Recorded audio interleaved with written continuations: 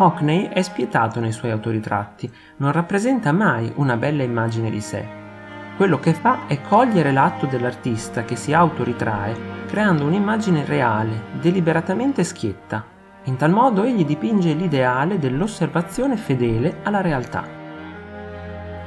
Non sono solo gli artisti moderni a ritrarsi in modi originali. Nei primi anni del XVI secolo il Parmigianino si osservò in uno specchio convesso e dipinse la sua immagine deformata. La mano è enorme vicino alla superficie e allo spettatore. La faccia del pittore è messa a fuoco al centro del tondo, in un'immagine bolla simile a un selfie in cui il tempo e lo spazio si distorcono vertiginosamente. Picasso si è sempre raffigurato con occhi molto grandi che sembrano inghiottire chi li guarda. Quegli occhi però non sono mai stati grandi come in quest'opera, in cui l'artista, martoriato dal tempo che passa, sembra riconoscere la vicinanza della propria morte. Picasso non può quindi fare a meno di fissare la sua immagine, che è ormai quella di un teschio. L'artista è una figura paterna colossale in questo dipinto inusuale. Visto in uno specchio, il pittore troneggia sui figli. Si tratta di un dipinto di alienato e ansioso disagio. Gli specchi sono stati strumenti essenziali di autoritratti fin dai tempi del Parmigianino. In questo e in altri dipinti di Freud la tecnica dello specchio diventa esplicita dal momento che l'artista osserva freddamente la propria immagine riflessa. È come se stesse dipingendo un estraneo mostruoso. I capelli di Frida fluttuano come creature viventi in questo dipinto onirico. Ma ha davvero tagliato i capelli? La cruda realtà incontra il bizzarro e il surreale nell'arte della Kahlo. L'artista ha dipinto questo autoritratto dopo aver divorziato con Diego Rivera, che avrebbe però risposato poco tempo dopo.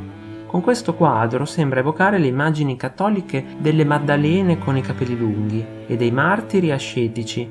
La Kahlo è quindi un martire dell'amore. Stare di fronte a questo dipinto è come essere scrutati profondamente. Rembrandt ti guarda con occhi che sono i portali oscuri della coscienza, della memoria e del tempo. Egli è in pausa dal suo lavoro, vestito con gli abiti da maestro. I cerchi enigmatici dietro di lui rappresentano un mondo che sta plasmando.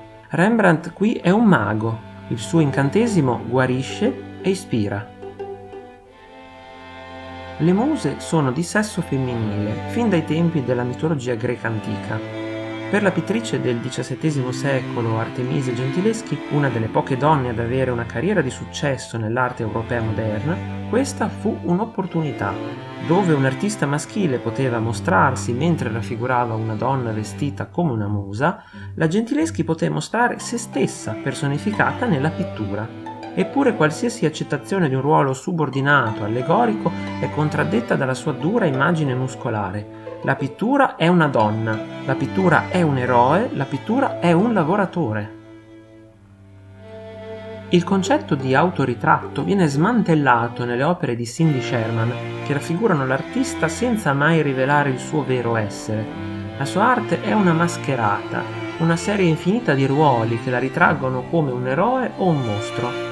Questa immagine proviene dalle sue prime e più poetiche serie fotografiche con un bianco e nero cinematografico, in cui lei si immagina come un personaggio di Hitchcock o di un noir all'interno di un paesaggio americano, dove tutto può accadere.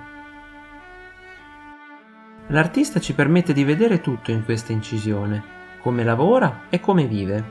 In realtà l'arte e la vita sono inseparabili per Rembrandt.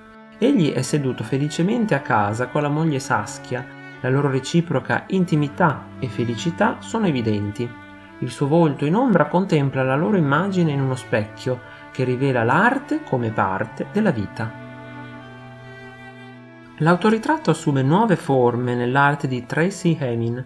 Questo allegro selfie è stato scattato dopo che era diventata famosa per My Bed, selezionato per il Turner Prize nel 1999. My Bed è già di suo un autoritratto ready-made.